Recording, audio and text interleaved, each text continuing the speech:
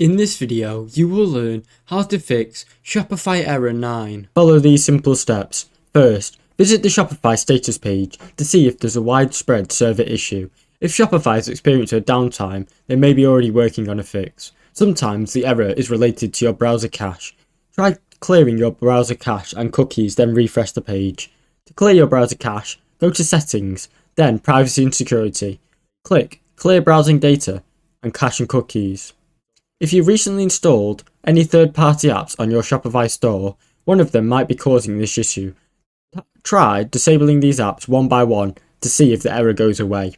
If the error happens making any changes to your theme, there might be a problem with that theme code.